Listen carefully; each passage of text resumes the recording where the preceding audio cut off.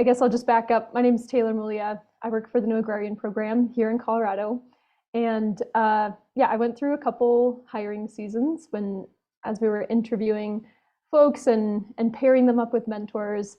And last year I was like, I have so much feedback for people. I couldn't share it with, it was kind of too late to share with everybody. And so essentially I came up with this idea and we started doing it with the previous Northern Plains manager, Alexis, and now it's a thing. And I think it's really exciting, and it's a good way for everybody to kind of get some behind the scenes information before you toss the application in.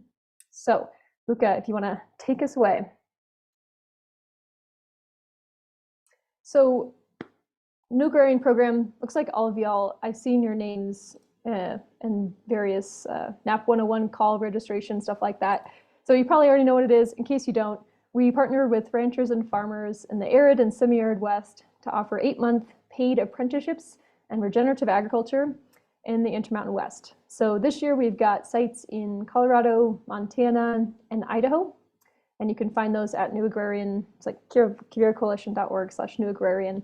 And yeah, if you have any questions about the actual apprenticeship itself, we highly recommend coming to the NAP 101 call. It is next week. And let's see if I can, oh, okay. I don't have it up, but I'll paste it in the chat in case you haven't registered yet. That's a great chance to see the absolute updated version of who exactly is hiring this season and get to ask any questions about sort of the more logistical pieces of the program itself. But today we're just going to talk about the application, the interviews, resume, stuff like that. So yeah, I like I said, I'm Taylor. I'm the Colorado manager. I live in Lyons, which is between Boulder and Estes Park. And I have been, yeah, with the program for 2.5 years. This is an awesome job. I am a beginning agrarian myself. I was an apprentice on many different operations, did a butchery apprenticeship. I kind of got so many apprenticeships in my early 20s that I was kind of ready to actually start a farm. So I ran a farm with my husband for 5 years. And now we're moving on to our next adventure, and don't quite know what that is, but still super excited about this program and always love to work with livestock and work with young people. So that's me. I'll hand it off to Luca, and you can do an introduction too. My name is Luca Sampson. I think I have probably met most of you on kind of the previous NAP 101 calls. I am Taylor's counterpart in Montana. I live in Belgrade, Montana. The photo there of me was last winter, but pretty soon Montana will be looking like that again, at least my neck of the woods. Anyways, I work with both mentors and apprentices in the state of Montana, and this year we'll also have one mentor ranch in Idaho, so that will also be on our plate up here in Montana. All right, we have prepared a few tips to go through with all of you to just kind of help you get a feel for your application and what things to sort of look out for. The first tip is know the context and think about what the context is of why are you doing this and what is kind of your bigger picture in this. Is this something that you're ready for? Is this something that you really want to do? Maybe think about your 5-year goal. Where do you want to be in 5 years? How is this step this next year going to help you achieve where you want to go? What will help you get through the 8 months of apprenticeship? It can be really easy to get through it if you are driven by a bigger goal that you have for yourself. It can be really difficult if you're just kind of floating and aren't quite sure what you're doing here and why you're here and what this is going to do for you. So having you know, a little bit of a goal for yourself, and that doesn't have to be that you want to spend the rest of your life in ranching. It can be that you really want to understand what ranching means, or it can be that you want to work in an adjacent job, for example, Forest Service, and you want to be able to better understand what ranch work is like. Be aware that this is a big life change. It's a new place, new people, new home. It's less income, most likely for most of you. Are you ready to make that change? And are you in the mindset to live through that? And also, do you have a learner mindset? This is really, really important for this apprenticeship, that you're there to learn. So are you able to kind of get yourself in that mindset of really being open-minded and working with your mentor ranch, and kind of soak up whatever it is that they throw at you? Um, Depending on what your background is and how much you know about ranching up to this point, try to give yourself a little bit more of an idea of what is it like to be a rancher. There's YouTube videos, there's documentaries, there's podcasts. And I think, Taylor, you have a kind of a list of resources that you're gonna Yeah, throw in the yeah, chat here. yep. We'll share that later on. It'll come up in another slide. So yeah, we'll share that later. Yeah. And then also, are you ready to do this apprenticeship, or do you need to gain more experience? If you're feeling like, I don't even know what ranching is and I've never really worked with my hands, what is it that you can do to get ready for this? Is there some small veggie farm that you can help at? Is there a neighbor who has some livestock? Is there a horse barn? So those are the kind of questions to ask yourself and decide if you're ready for this. Absolutely. Yeah, I want to echo that the piece that Lucas said about like what's going to get you through the season. I think that's huge. If you are just like, oh, I want to like get some more horse experience, this is not the opportunity for that. You can get horse experience in a lot of different places, but this is going to get hard. Like there's going to be the point in the season where you're like, oh my gosh, my body hurts, my brain hurts, I'm tired, and like and so what's going to keep you going? And of course you have a cohort of apprentices to talk to, but I think that's the meat of it. And if you don't really have anything, perhaps it's going to take another year to sort of get your goals in order, and then you'll have sort of that all ready to go for you. So we're going to jump into tip number 2. I wanted to share some more behind the scenes view of what your application does once you hit submit. So a lot of people think that it just comes to us, but it actually goes to every mentor that you select on the application. And to remind you, we say this in the NAP 101 calls, we do recommend folks pick 5 sites maximum. There's something about those applications that have every single site selected that just give us all the heebie-jeebies, because it's like, does this person even know where they're gonna move? Like they're just down for anything? Like that's kind of hard to believe. We want to get the impression that you did some research and that you are excited about that particular site. So just so you know, it'll go straight to your potential mentor's inbox, and they'll actually keep them all. And then on December 15th, we sort of go through everything and decide who our candidates are that we like.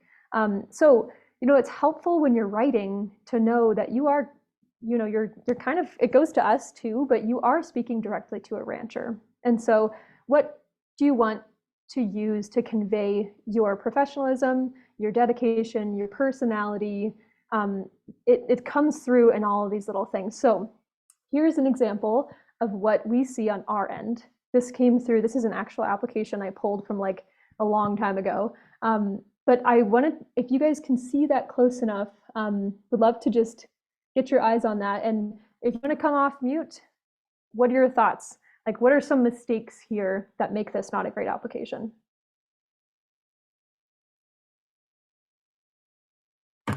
You got 1,200 words, you might as well use them. Exactly. I mean, you see just the brevity. It's like sometimes I think these people do this on their phone while they're like at the DMV or something. Not a great look. Like And the sit punctuate, there's no down, like like capital letters. Yeah. yes, yes, so huge. I mean, you really don't think you're like, oh, it's just going to a rancher. Like these people are an ag, they're cool, they're chill. No, they like actually do care about professionalism, and that shows. What else? What else do we see?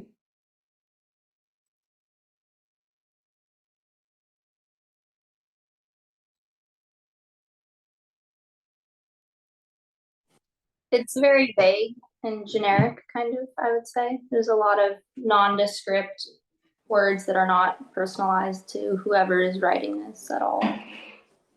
Yeah, totally. Totally. You don't really get the person's personality, or if you do get the person's personality, you're kind of assuming they're kind of like uh not that bright. Because they're really not using a whole lot of like detail here. And this could be an incredibly bright person, but their writing is coming through like that. And that's all we're seeing. We don't see their face yet. So all right, I'll take one last contribution. Anyone have anything like big red flag? I think that in the first question, like it's just kind of like bullet points of experience without like action items of what you actually did attached to those experiences. It's just kind of listing the things. And actually, like the first candidate, the gentleman that spoke first, like he was like, you have lots of words, like use the word, like you have more space to describe it. And those are just kind of like words and bullets where this is like really when they're asking like, what is your experience with this particular thing? It takes a little bit more description to say like what action you actually have taken with this because it's your experience. This section, right? The first question. Yes, yes, yep. And I want to say too, if you've taken a look at our application yet, if you've worked on it yet, it's long. Like that baby is not, you're not sitting down in one go and doing that whole thing and just submitting it. And it's like that for a reason. We've crafted it so that we can see on our end, like, did this person give a crap about this opportunity enough to sit down, focus, tell us why they want it, and get through the entire application and polish something and work hard. Because guess what? You're about to work really hard. And we want to see that at least you can do this. This is the first little bit that we get to see from you. And so, yep, great points. All right, Luca, next slide. Okay, so here's another one. Again, I know it's kind of small, but I pulled this one and I was like, yes, something about this feels awesome. So I'm going to give you a second, read it over, make some notes in your head, and we'll do the same thing.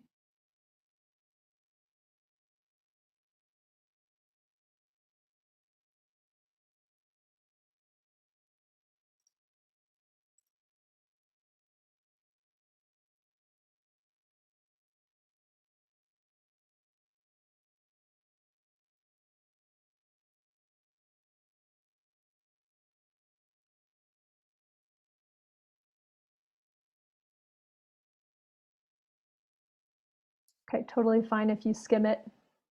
Get the gist. What are we seeing? Can you guys hear me okay? Yeah, go for it. Okay, my Wi-Fi might be a little spotty. I was gonna say what Okay. stands out to me is the amount of like action words. Like you can really feel that this person is passionate. I don't think they use the word passionate in here, but it's like jumps out at you again and again. Absolutely. Great points. Action verbs. What else? They outline their goals, like their career goals, kind of like the 5 years ecology conservation, as well as they took the time to look at the ranch's values and kind of called out the values of the ranch and how they're aligned with the values of this particular ranch. Yes, absolutely. Anything else like length, grammar, like tone, anything else stick out to you? Yeah, getting a thumbs up. That, like, you see how big of a difference that makes? Like it feels trivial, but it is huge. Jillian, did you want to say something? I was just gonna say, I mean, obviously they used full sentences and they're all kind of very, it comes from them. It says a lot of them start with I, And so it's kind of very, it definitely jumps out at you as this person sat down and knew what they wanted to say and had something to say about it. Yeah, totally. Also, I forgot it's Gillian, right? Yeah, Yes. Gillian Welch. Yeah, you're Yeah, okay. All right, we'll take one more. Any ideas on like why does this feel good? Like what about this makes this good? I also wanted to note that they took the time to thank the mentor for taking their time, because being a rancher and working or a farmer and like being willing to take on somebody that they're taking a chance on, I think that was notable at the end, that they took a chance to thank and appreciate this opportunity. Yes. Yes, fantastic point. Anybody else got one burning? I really like that last sentence where they're talking about passing on education experience to future generations and, continue all this. Yep, absolutely. Yeah, it feels good. I've read a couple applications where there's just like a tone problem. There was kind of like either like a whiny tone about their previous employers. And I think maybe they were trying to justify like, oh, if this person calls my previous employer, I just want them to have this context. But so I've kind of heard that. And I've also heard just like a general negativity about, okay, it's really easy to get negative about like agriculture, society, like environment. It's like really easy to get doom and gloom. But I think this answer in particular shows like this feels good to read. Like this feels like someone you want to sit in the cab of a truck with and go do work with. And so that's what we're going for here, right? And I think too, the length is perfect. It's like giving us enough to work with. It's like giving us enough details to use. Like we actually have to need materials to use to try to assess who you are.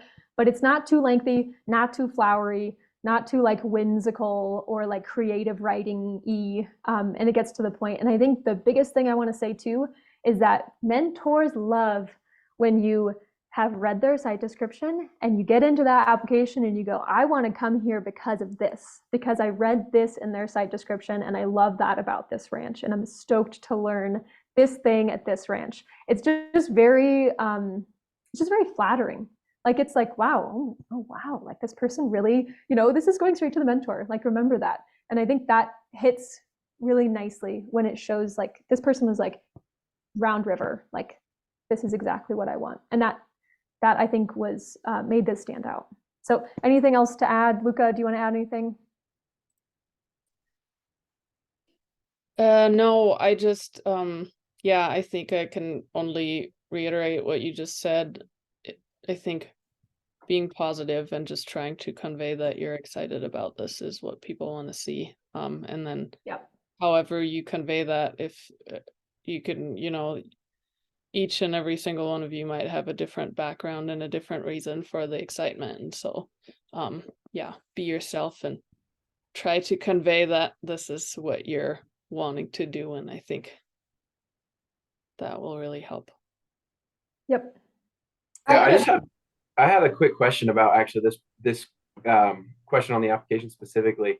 It mentions at the end, it says, if applying to multiple operations, please specify how you were a good fit at each.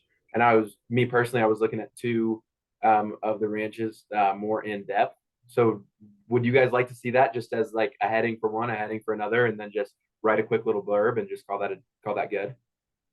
Yep, I would do, if I were you, I would do, I like when people have a different paragraph for a different site. So I love when they're like, I'm a good fit at High Lonesome because of this. I'm a good fit at, whatever because of this. And they separate it out. And it's like, you're not being, I don't know. That's what it kind of feels like. Ranch. Yeah. It's not like people aren't going to be like, oh, this kid, like, look, he's trying to just schmooze with all 5 of these ranches. Like, no, I actually think that you are probably a fit at all the ranches, but like, what are the reasons that you're excited about these particular ones? Yep, I think that's totally fine. I like when people split it up. Awesome. Thank you. Yeah, and this is really the question where you get a chance to show that you have actually read the site descriptions, and I know some of them are pretty long, but they're, that's where you can kind of pick out details that really speak to you and put that in your reply to this question.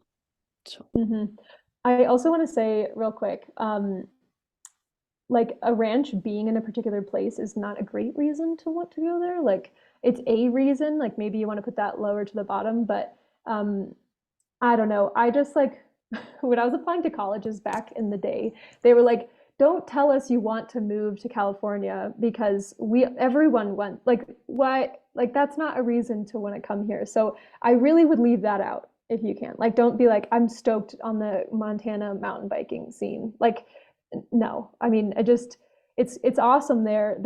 You're gonna work though. And so that's the focus. right. Just a few other points. Please read the application directions carefully. Please do make sure that you just pick up to 5 sites. And there is a little spot where you can click yes for wanting to be considered for other applications if the first 5 don't work out. So just because you choose 5 doesn't mean that you choose totally against all the other ones. Yeah, like we said, complete sentences, check your grammar, spelling, capitalization, those things do matter. While we want you to complete your sentences and be specific, try to not be flowery and long-winded. So try to, be detailed and to the point, where you can. And then the main points that our mentors want to see, they want to see that you care. They want to get the impression that you're a hard worker and that you're there to learn and to work. They want to see that you want to learn, and they want to see that you have a personality that they can work with. And then the goal is to get an interview where you can give a little bit more detail on what you talked about in your application. So not every single little detail about your life has to be in the application. But yeah, keep that goal in mind that you want to convince them to invite you for an interview.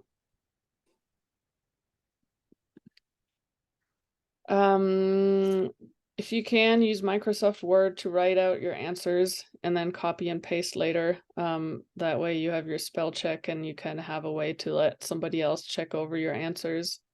That can be a friend, a mentor, professor, coworker, if you just have anybody around who you trust to read over your application and maybe give you some helpful feedback. And that can sometimes be a little difficult to hear, but it is really good to kind of get a second set of eyes on those things.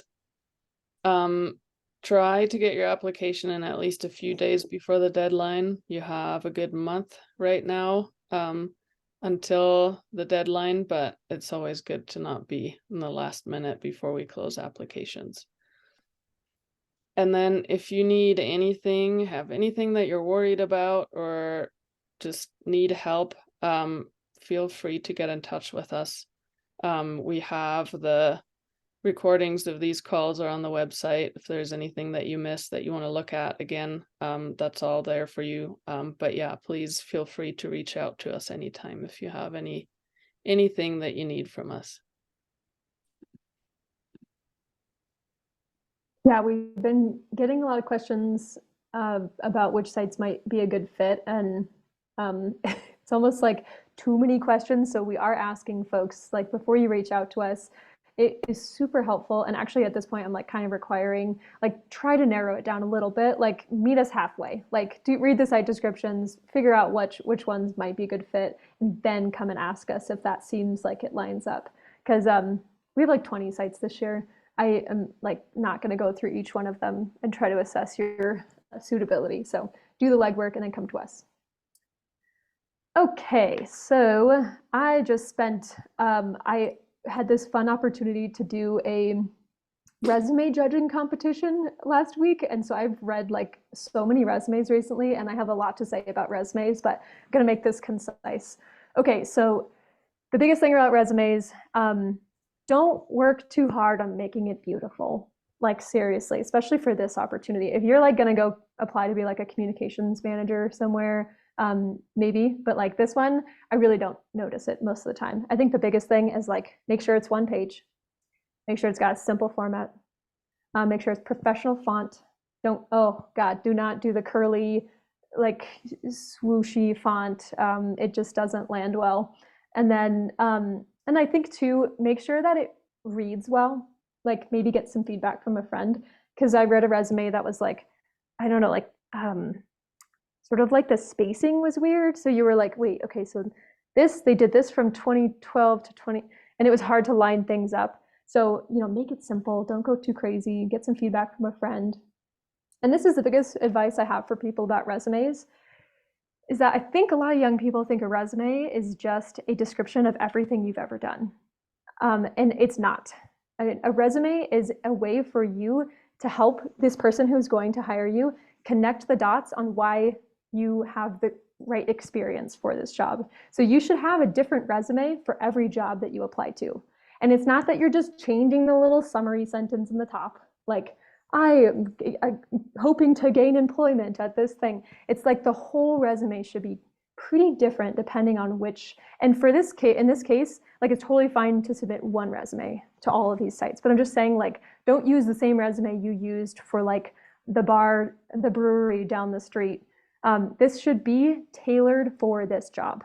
So if you've got some items on there that you're like, okay, that was cool, but I really don't think it had any relevant experience to ranching, delete it.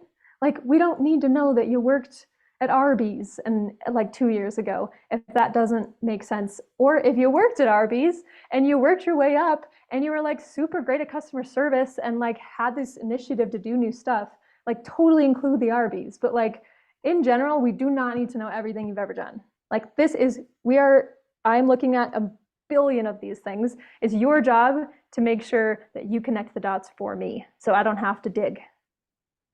Jana, did you have something? Yeah, I just had a question because I already worked on my resume for this, and I felt a little challenged by it in the sense of like now that you're saying like one page, because I have been making an effort to collect the skills for this. So that might mean specific horsemanship, roping clinics, welding class. You know what I mean? Like I've been collecting these like different things that aren't exactly you know, like 10 years in a ranch job. But I felt like it was important to put some of those like as an effort of like, I've been building the skill set to be able to be successful in a ranch job and to be a flexible employee that could do, you know, X, Y, and Z. And so I just was like, okay, so how do you, because I didn't think, you know, reading through the application, you know, there's not really a place to work all of that into the application. Like I'm a military veteran. I feel like that's important. Like I think that talks about character. I think it talks about work ethic, grit, resiliency, right? Yeah, like but there's nowhere to click, yeah. I'm a military veteran. But I mean, I can work that into a paragraph somewhere in one of those questions. But then when I think about like characteristics or things that make me a good candidate, I want to be able to say I'm a military veteran. I want to say I race outrigger canoes at a championship level to show that I can do endurance sport. I mean, because I'm trying to convey I can physically do something even though I'm an older candidate.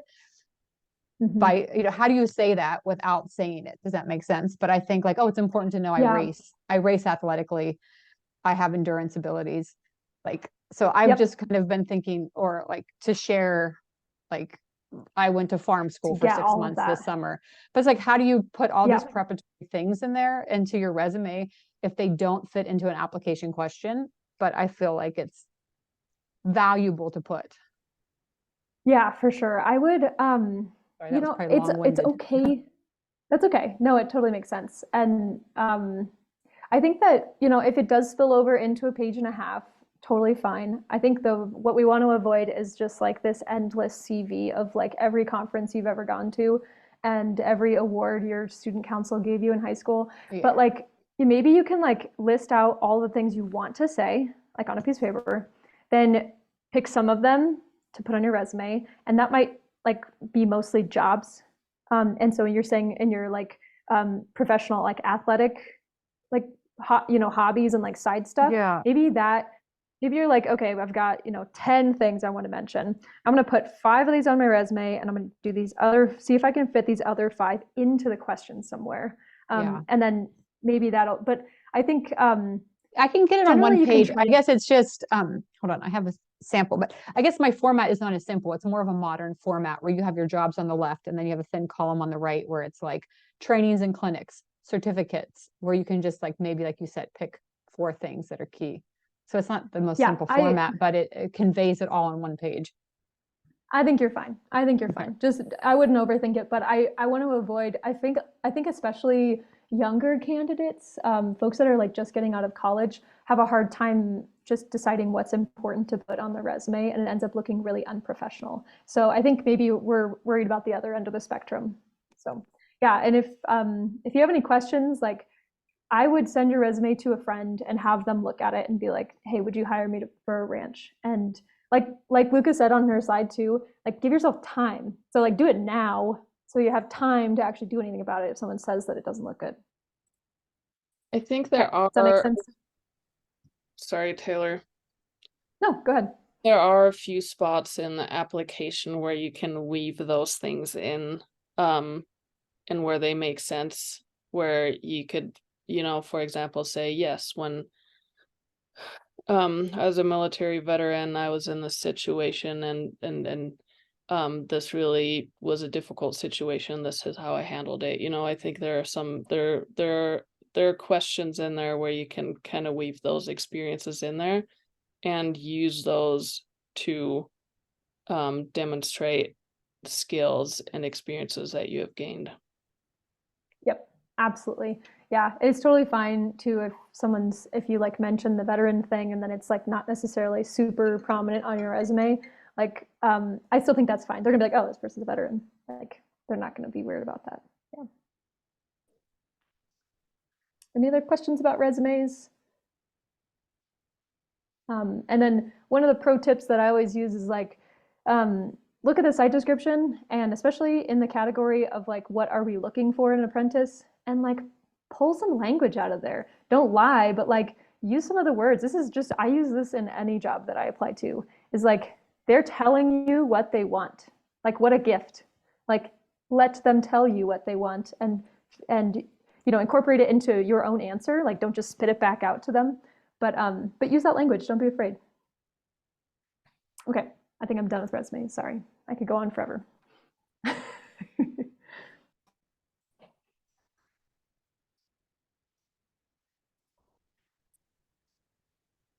The interview. One of the things that are really, really difficult in an interview is when there's a candidate that has a bad internet connection and you just can't really, it's already a little challenging to connect over Zoom. So really, really try your best to, be somewhere where it's quiet, where your internet works smoothly, so that you can give yourself the best chance to have a good conversation with the rancher. Lighting, professional background, quiet space. It's good not to interview from your car. If you don't have a background that you necessarily want to share with everyone, you can blur your background. If you do need to use your phone, try to kind of set it up in a way where it kind of sits still and doesn't move around a lot. And then also when scheduling, be sure that you can commit to that time, or offer other suggestions from the beginning on. There's nothing wrong with saying, you offered me these 3 time frames. I'm so sorry, these don't work for me, but I can generally be available after 6 p.m. during the week or whatever it may be. And these interviews don't have to happen between 8 and 5. In fact, a lot of our ranchers, some of them like early morning interviews, some like late evening interviews. A lot of them still need to be out on the ranch during the day. So it might be, times like those that work for them as well. So just kind of keep that in mind. If it's not the end of the world, if the times that you get offered don't work for you, but just be straightforward about that. Yeah, I want to say too, if you have to cancel, I mean, just like, don't just, it's fine if you have to cancel. Give us like, if you can, like a day or a day and a half notice. Like, it's not a great look to be just like, I can make it, and then like the last minute be like, I can't make it. Just be honest. Like, most of these people are pretty flexible. But we've had one year where people would just cancel like super last minute. It was very frustrating. Yeah, try. I know interviews are hard. It is a high pressure situation, and there is sometimes there is a few ranches where you might sign up for the Zoom interview and there's 3 or 4 other people on the call. We have some ranches that have quite a few family members working on the ranch. Then there's usually at least one of us at Kivira joining. So sometimes that's a little bit of a stressful situation to enter into, but try to relax. Everybody's just there to want to, talk with you and have a conversation. So we're trying to not make it too stressful, but just so you know, sometimes there's a few more people in the call. Really important, be honest about your skills. Don't oversell yourself, because it does make your experience on the ranch infinitely more difficult if your rancher has high expectations, thinking that you're perfect at something, and then it turns out you're not. So just be honest about that. They're not looking for people who are great at everything in ranching and have done it all and can do it all. They're looking for somebody who's willing to help and wants to learn. If you do have skills, be sure to be confident in that and communicate that, but be careful with saying you can do something that you might not be able to do. One particular difficult topic is horse experience.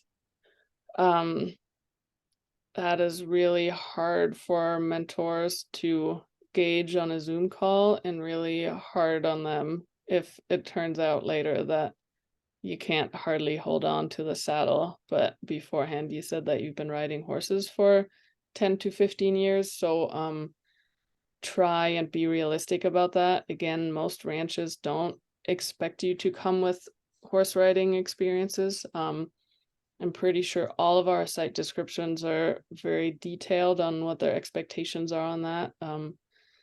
If that doesn't get addressed during the interview and it is something that you really want to talk about, make sure to ask that question at the end. Again, as long as you're honest, there's no expectation that you come with great skills at anything. How to address for a farming ranching interview. We want you to be professional, but you don't have to show up in a suit. In fact, it would probably be a little bit weird. So try to wear clean clothes and look professional, but yeah, there's no need to have a fancy suit on or anything like that. Most of our ranchers will be in their ranch clothes during the call, and I think that there's not a lot of focus on what the candidate is wearing. Like we said, make sure to read the site descriptions to prepare. As much as you can be prepared and have researched the operation, the better. That kind of allows you to ask some educated questions and really show that you're interested in their particular operation. If you're new to Zoom, be sure to practice with a friend first. All of you are on the Zoom call right now, so it won't be your first time, but yeah, if you have any doubts about how it's going to go or how your camera or your microphone is going to work, just make sure to practice that beforehand. And finally, you're applying for a job that is really asset intensive.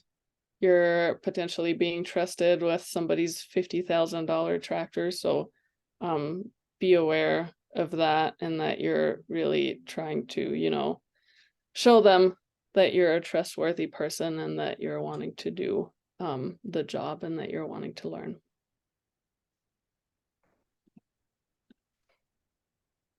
Okay, so one thing that I just thought about too that I would add is this took me a long time to do and I still feel like I'm really bad at it. But if you're on an interview, I think it's really natural to be so just like amped up on adrenaline that you're really not listening to anything that they're saying. You're just like thinking about what you're gonna say next, and you go. And sometimes like I've gotten off interviews where I'm like, I don't even remember what happened. Like it was all just, I think I blacked out. Like I just did it and I don't really know what I said.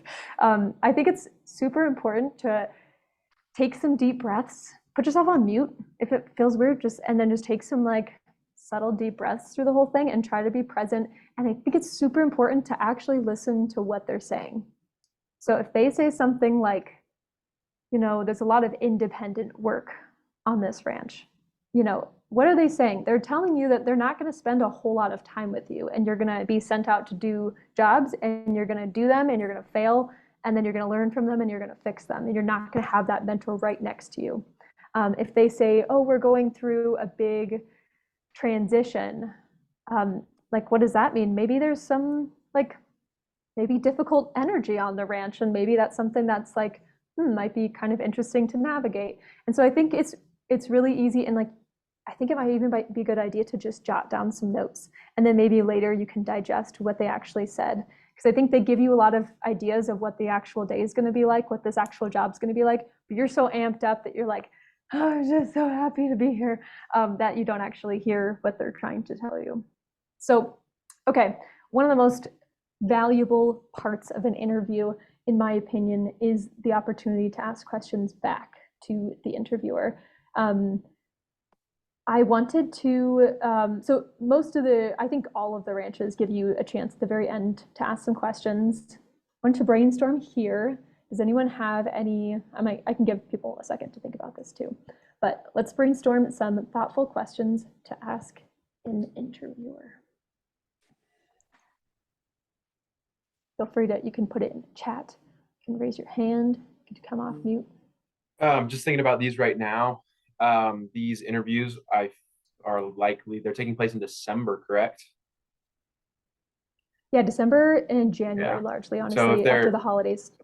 Yeah, so I'm just thinking if these interviews are in December, January, that means you're going to have a little bit of lead time until your apprenticeship potentially starts. So I personally would ask if there was anything I could do in the meantime, in that 2-3 month gap, just to better prepare myself. I love it. That's a fantastic question. Yeah, I love that. Shows initiative, shows that you've got that learner mindset. Yeah, love it. I'm writing that down. I might ask about if they had apprentices before and how their experience was and where they ended up. Fantastic. Those are all great. Yeah, I mean, to be honest, guys, like we've got a lot of new mentors in our program this year, and we've visited them. We've had plenty of conversations with them, but they might not have had an apprentice before. And so that's a great question. And it's not like it's anything bad, but you might just gain some information from that. Like, ooh, they might be a little awkward at the beginning, or like, yeah, they might not know how to like handle situations quite yet because they're also a little green with mentorship. Great idea. Is it appropriate to ask them why they're choosing to take on an apprentice? Absolutely. Like what motivates them to bring an apprentice? Yes. I actually love that.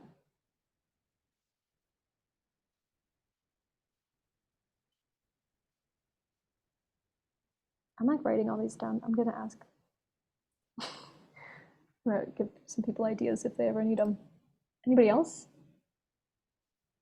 Feel free to, drop it in the chat if you're shy. It's okay. I was gonna mention, since it's like a new location, and I feel like me personally, I've never really been like out west, what it's like surrounding like the local community, because I know like in the beginning it might seem like a little isolating. Mm-hmm. Yep. Yeah, that's great. I would say kind of piggybacking off of that of just I'm from Southern California and our weather is pretty much the same year round. So what to best prepare, what they would recommend in going forth weather wise with a new environment. Yep. That is a great question. Do you think it would be appropriate to ask mentors like what they are aiming for big picture on their ranch in the next like 5 to 10 years? Like, is there something they're excited about? Like, I know fence is becoming more popular and a few site descriptions talked about it, but like that's just an example of a new kind of tool people are using. Yes. Yes, absolutely. Yeah. That's fantastic. These are great questions. Because yeah, it's like, what are you excited about in your operation says that like maybe there's some like room for improvement or things that you thought maybe they were doing already, but they're not. So yeah, that's fantastic. I love that.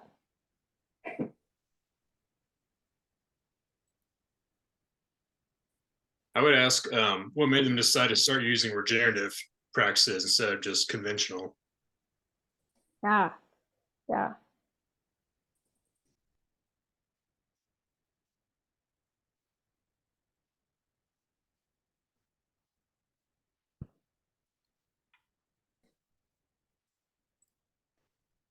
Great. We will take one more. Christina, we haven't heard from you. I don't think. Maybe there might be some other people too. But, oh yeah, there's some other people. But yeah, if you have one. Not particularly. I'm just listening, gathering information. No worries, no worries. Yeah, no worries. And I think too, a huge thing that I think I'd like to mention here is that I think the conversation around like asking questions and interviewing the person back is really big. And then we get in the mindset of like the more questions, the better. And I've been on an interview where like somebody asked like 20 questions and we were on there for like 2 hours. And I was like, girl, it is like, there's a limit. Like you want to ask questions, but I think also it was really obvious that she was like, okay, questions equals bonus points. So like, I'm going for it. So that's something to be aware of too. Luca, what do you feel is like, I mean, obviously there's, I think, an hour and a half scheduled for each interview. So you can kind of gauge it depending on how much time you have left. But what feels good to you is like a number, a good number? I think I would prepare at least 5. Expecting that there's a good chance that half of them will get answered before you get to asking questions. But I would actually probably not ask more than 3 if it was at the end of the interview. However, we do have a few mentors who also get a little nervous during the interviews and start like asking you if you have questions after 5 minutes. So those situations can also happen. Some of these interviews are a little unconventional, and that's why usually one of us is there and we kind of try to help guide the conversation a little bit. But yeah, I think having at least 5 prepared. And then there's 2 things that I wouldn't ask Oh, particularly. yes. We've talked about this. Yeah. Some ranchers get a little sensitive about, and a lot of people are curious about it. So I just want to throw that out there. It's generally good to not ask a rancher how many cows they have and how many acres they have.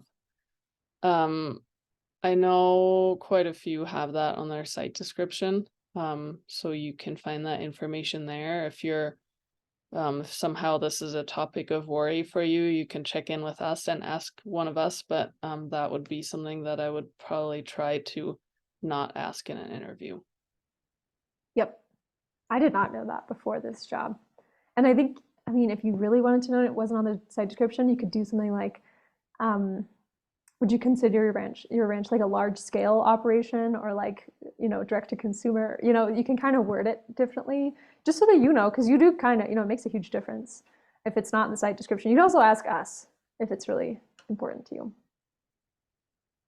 I would say Um, that I think it's important to explain that why it's not okay to ask that, because this was a moment for me in life where I always tell, like, the more you know, the better you do.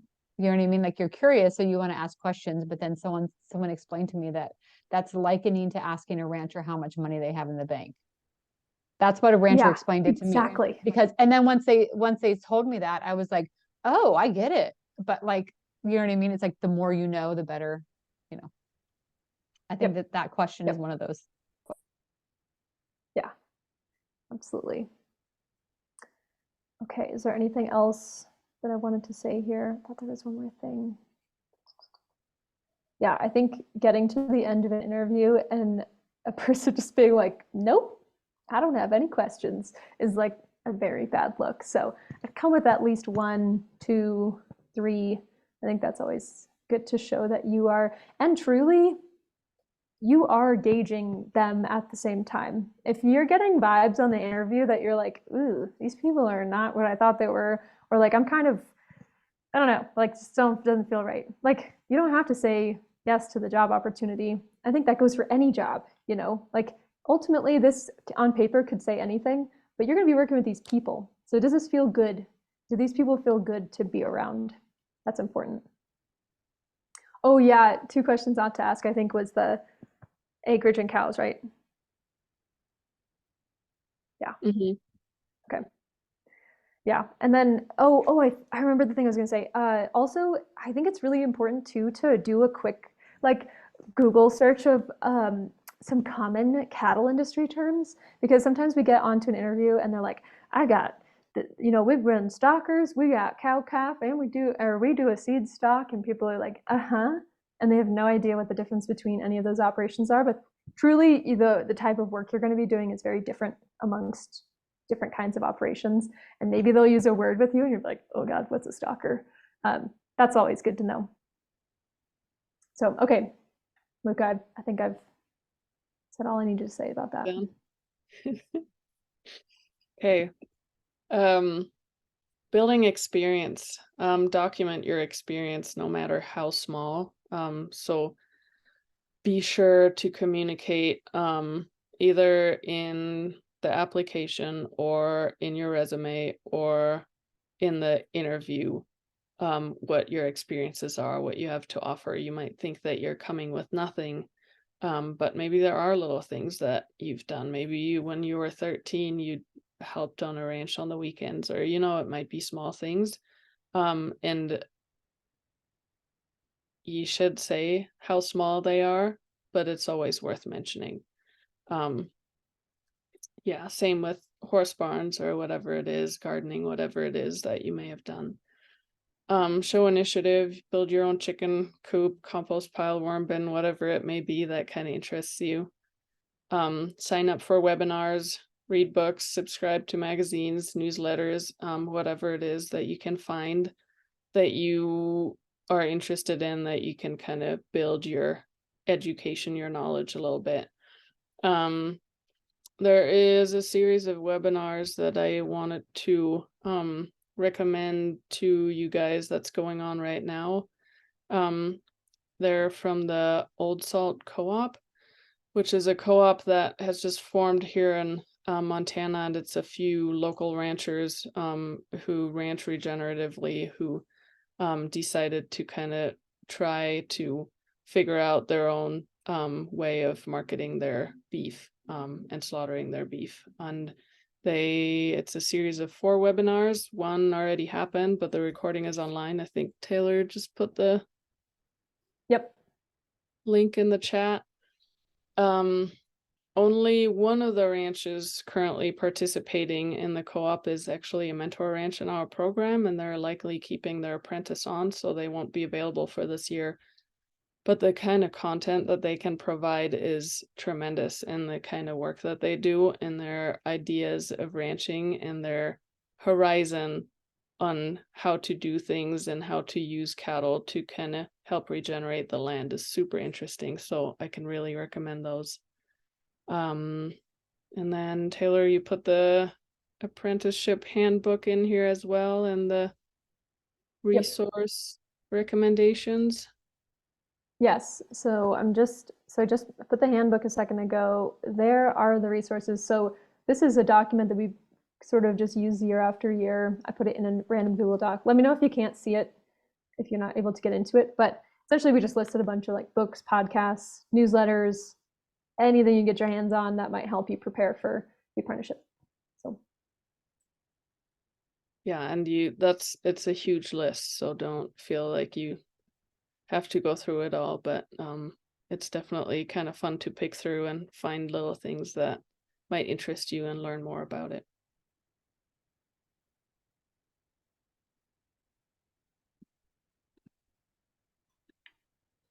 yeah, and I think also we were talking about too in the NAP 101 call that it's always good to have some experience. If your resume is looking really bleak, you can beef it up with things like online trainings. You could maybe volunteer at a horse barn, volunteer for a community garden. I don't know. I honestly think the athletic thing was kind of cool too, like joining athletic clubs to show that you live an active lifestyle. Just anything that can sort of demonstrate that. Get out there and do it. Even like build in a garden. Yeah, any little thing. So, okay. I think it's a great idea to not put all your eggs in one basket in the case that you are not chosen for this apprenticeship. And so this is a list of other places you might look for other opportunities, just in case. You never know. Sometimes it's just unfortunate that you're not chosen. And I also want to say, I don't know if anyone listened to the last episode of Regeneration Rising, the podcast, but our one of our apprentices this year said he applied in 2021 and he didn't get in. And then he applied again and he got in the next year. We have another apprentice who applied on his third try. And it's not to say that this is like that competitive, but maybe it is for some sites. And so, yeah, don't get discouraged. If you want to reach out to us, if it's not looking great and you're kind of bummed about it, you know, check out these resources, but also maybe reach out to us and ask like, hey, is there anything else you've heard about? We sometimes get other people coming to us with opportunities for folks exactly like this that weren't quite a right fit for this particular program, but they still might be a good employee. So.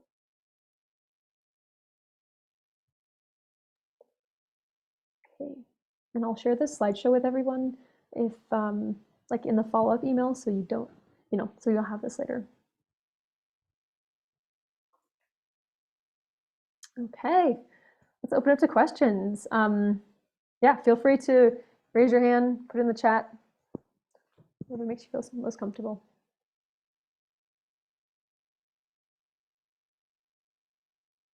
Go for it.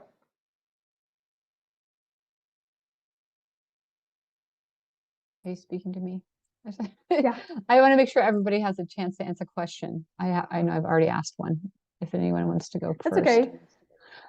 Let's start off with yours, and then we'll give you a little break, thanks. and then we can come back. Yeah. So in the application, I thought it was really interesting. There's this like list of skills that are really interesting, like canning and fermenting, root cellars, and a lot about growing food, which I'm actually a farmer. And so a lot of my experience is in farming. And now I'm interested in this apprenticeship to now like get the ranching slice of the regenerative world. But I was like, oh, that it made me wonder, like, which of these ranches are that interested in people who can farm? Because in a lot of the sites, I didn't see a lot of like, you know what I mean? Like the skill list is super interesting, right? But then I wish there was a connection to be like, these sites are really interested in these skills, because it also I thought was maybe even like a metrics to help me figure out what is a really good fit for me. Because I'm like, wow, I have like 6 of these really strongly, but which sites do these kind of match up with? Yeah, totally. So that is not intended to like help you select which sites. It's essentially helping us understand like what is something that you like as a mentor is looking at it. They're like, oh, cool. They're into or they've done this before. Honestly, it just shows a little bit of initiative outside of a professional context. It's just like, you know, if I look at that, I see, oh, okay, this person likes carpentry. That's cool. Like I now know that maybe they don't have any ag experience, but that's something that probably didn't fit on their resume, probably didn't fit in any of these questions. It's kind of cool thing to know. So yeah, don't think that that's like directly pertaining to the job. We're just curious and kind of giving you a little softball of like, hey, here's some things that are sort of related to ranching and being an agrarian. So yeah, don't go bonkers on those things, but yeah, it might help just to kind of round out your personality in the application.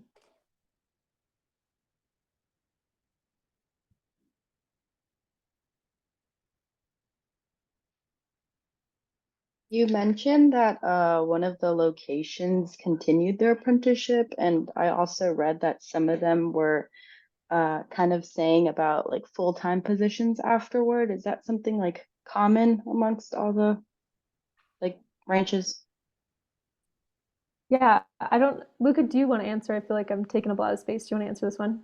Oh, it's all good. Yeah, so we do have an option to do a second year apprenticeship with us. So there's every year there's a few people who use that opportunity and either stay at the ranch that they already spent a year at or go to a different ranch in our program. And then we also have some people usually who stay on just as a full-time employee.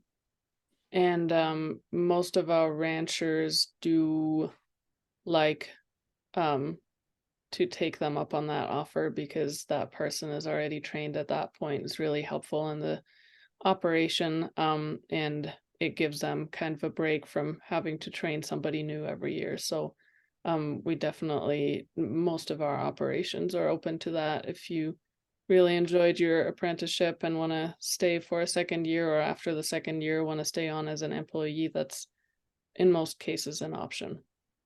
Mm-hmm. I'd say if you're interested in something long term, I know that for sure the Flying Diamond Ranch here in Colorado and Round River are both locations that have a ton of room for growth.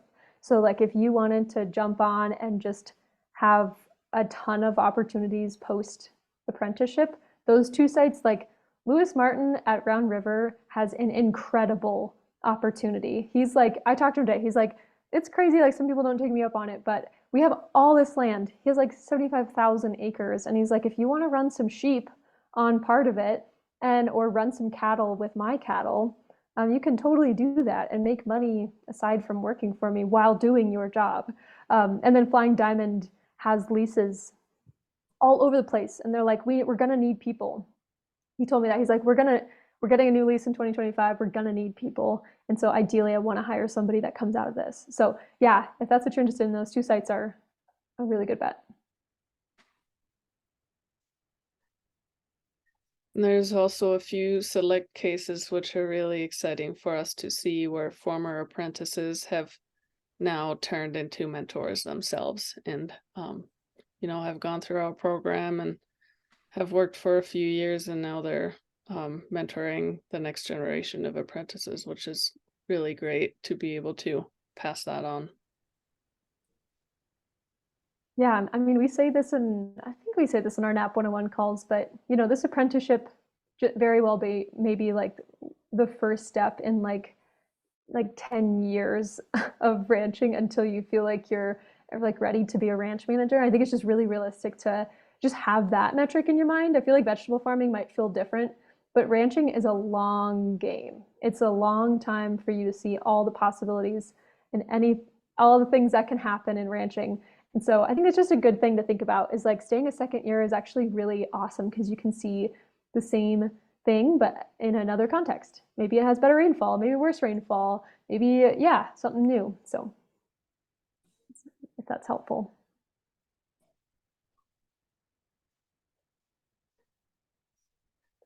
And there's a question directly. Oh, go ahead. Sorry. Sorry, I just thought of this one.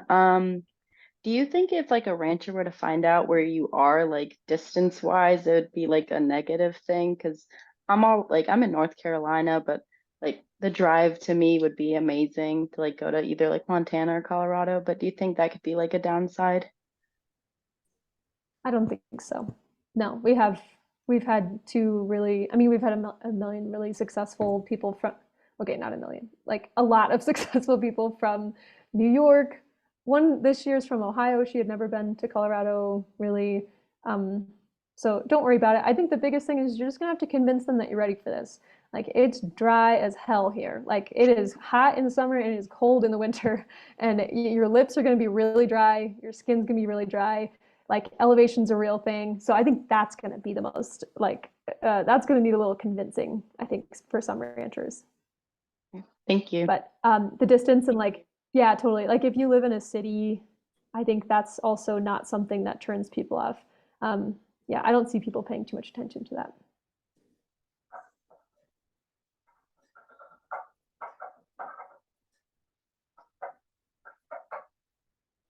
There's a question directly to me that was, do you see any California ranches being included in the future? We had a California program for the last handful of years, and it's really hard to run a program and there's nobody in California that works for Quivira. So we couldn't do site visits. We couldn't really expand the program because the funding was really for Colorado and Montana and New Mexico. So I think it will not return to California. I think it'll probably just keep expanding in the Northern Plains and down into New Mexico. Is that because there's no one to do it or because there's no funding? In California? Yeah. Yeah, California is just a whole nother beast when it comes to labor law, agricultural labor law too. And so, you know, if it's, yeah, it's like, well, and also I want to say too, they have so many agricultural programs in California. And so it kind of felt like all of us, we kind of understand the context. We know that this is a need here. We just don't really have like a stronghold in California. And so it just didn't feel like we were, and also their seasons are super different. So we had to run the California season from August. No, it was like November to August or something. Like we had to run this weird season that was not aligned with anybody else. So that was also really hard.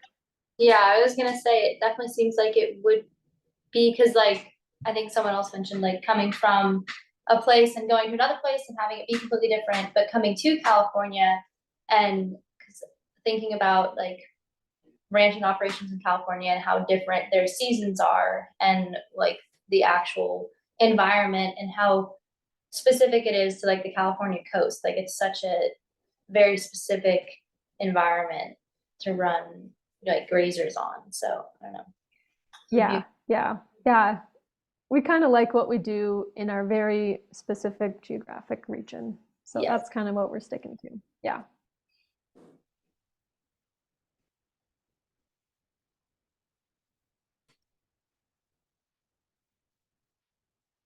This is just a quick one. If I email the email on the previous slide, or something that I found on your website, and I assume it goes to one of you.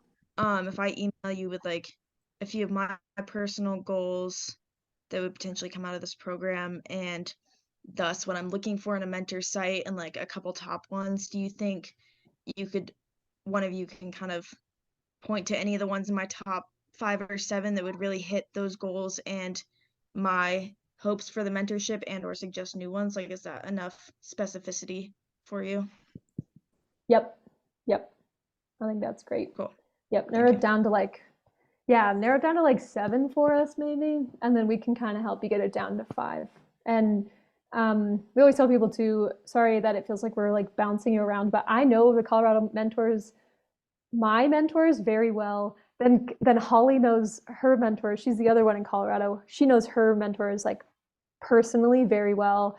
Luca knows her mentors really well. So it might be a little bit of like jumping around. I'll be like, hey, sorry, I can only speak to these 3, but you have to talk to Luca, and you might have to talk to Luca about the Montana one. So it's inconvenient, but yeah, sorry if that happens. Right on. Thank you. Yeah. Yeah, totally. And if you're concerned about anything, particular, such as like we've had apprentices with wife and kids. This year we're having quite a few non-binary folks reach out to us and say like, hey, is there a site that feels better or worse for this? Yeah, feel free to reach out. If there's anything that you're like, I don't know how to ask this, but like I have a boyfriend that might want to visit every, month or 2, I don't know, something like that. Or like I have a dog and I'm super nervous about bringing it. Anything that you have questions about, like feel free to ask us.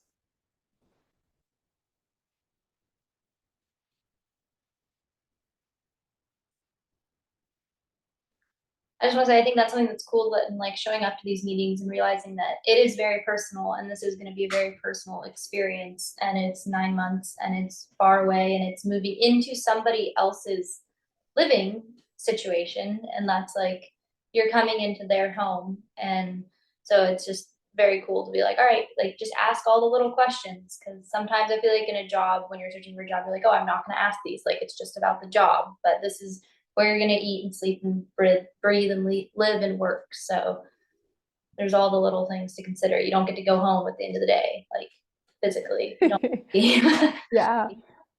Yep, absolutely. And I think too, like that totally, I think just sometimes when we're searching online for new opportunities, it can be like so shiny and it can be like, wow, this is so exciting. We use all the buzzwords and you get all excited. But like these are human beings that you're gonna go stay with. Like they're gonna be super flawed. Like they might not do some of those things in the site description next year. They're humans. Like we don't deliver like a college syllabus that everyone gets the same thing and everyone's experience is exactly the same. Like anything could happen. And so it's, yeah, we can't control it. This is ranching. So it is good to kind of narrow down and cover your bases if you're worried about anything. Yeah. But yeah, it's a great observation. Thank you for saying that. I think it just kind of makes me realize too, like there's no silly questions. Like even if you think something's really small, it's like this is your life and it's going to be a part of their life, and that their life's going to be a part of your life. So yeah, I wish I had more to ask. It's just like end of a long school day, and I'm like, I need to ask questions, but I can email you guys. So it's like, all right, yeah, talk to us later and just shoot it out. Yeah, totally. It's been a long day for me too. So it's we have plenty of time too, guys. We have like a month before these are due. So simmer on it. Don't feel like you have to get your applications in anytime soon. About a month from now. I got one more for you. You mentioned like syllabus, but I don't think I've seen yet a like a list of any of the classes that we might take as a part of the apprenticeship, or any like workshops that would be going on during the year. I wonder if you are working on that or can share. Oh, I would love to say that we have that all lined out. We kind of get going with that while the season's starting. And actually, this year, I'm planning to, at orientation, have like some time to talk about what you want to learn. And so we can sort of tailor it to what are the gaps. So if for everyone else, you're probably referring to the supplemental education calls that we do on Zoom. Yeah, so we don't have those planned yet, mainly because if you tell a speaker that they're going to speak in like July of next year, they're going to be like, "What? Why are you talking to me right now?" So we kind of have to wait a little bit. But also, I would love to and then the orientation dates, yeah, they're in late March, early April. Depends on if you're in the Northern Plains or in Colorado. Ours in Colorado is early April, and Northern Plains is late March. But yeah, I'm kind of planning to get some feedback on that and see where the gaps are at. But generally I really like the one on financial, like personal financial planning, because you're about to make money that is way lower than you probably are making right now. And so I love the idea of like getting prepared and tackling that and understanding like, all right, how am I going to figure this out? Like, how am I going to make this work? We tend to do one on soil health principles. We've had a couple on like climate change projections. We have some on, we have for sure one on holistic goal setting. So Julie, it's the favorite call of the season. And so Julie, who is our mentor trainer, she'll like walk you through, essentially she helps you look at your entire life. Like, what do you want? Not even professionally, just like everything. What do you want to do in the morning when you wake up in 5 years? Like, what do you want it to be like, just in general? And so you can kind of like map out and get your mind sort of headed in a good direction. So that's one too that's kind of helpful. But if you have any ideas, please let us know, because we know a lot of people. It's just a matter of narrowing it down. Cool. Thanks a lot. Just to add to that, there's a few things that are pretty set. So orientation is for sure happening.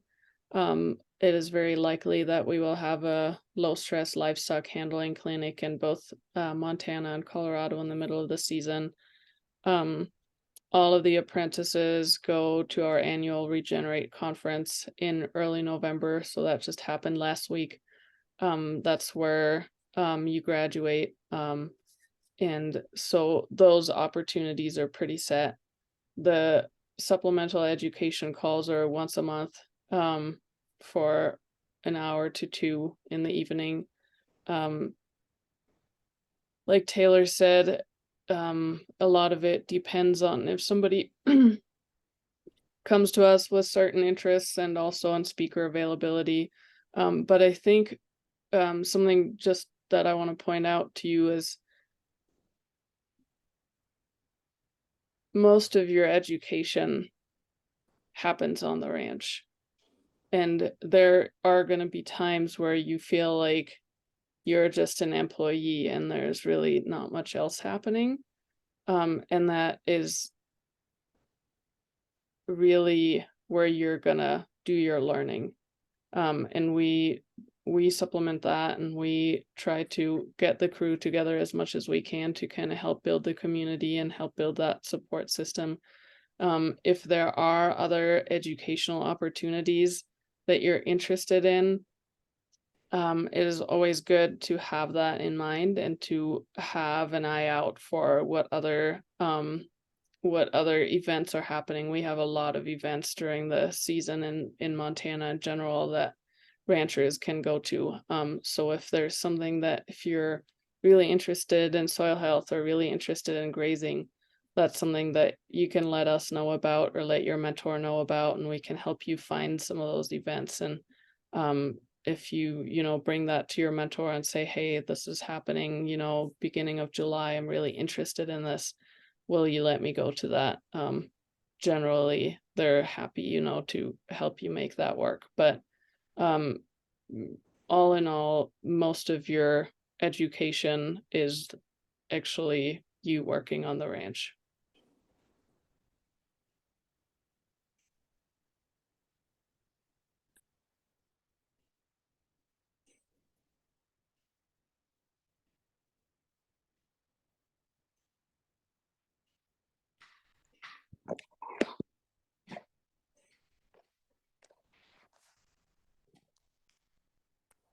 Anything else, guys?